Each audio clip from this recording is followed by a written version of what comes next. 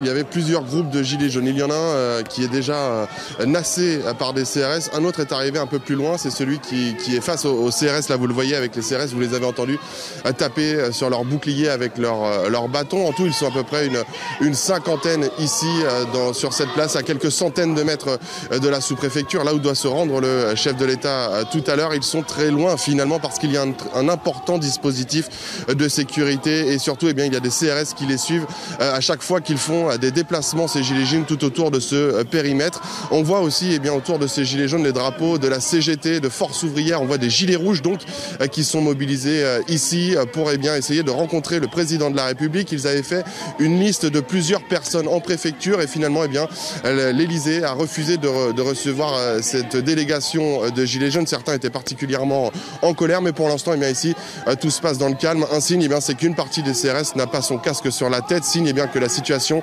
est très calme. Et ils ont ces gilets jaunes, ils comptent en tout cas rester ici jusqu'à ce que le président parte sur l'autre lieu cet après-midi à Étang-sur-Arroux. Là, il doit rencontrer des lycéens et il continue à chanter des chansons hostiles au président de la République. On voit aussi d'ailleurs sur leurs gilets jaunes des autocollants du RIC, du référendum d'initiative citoyenne.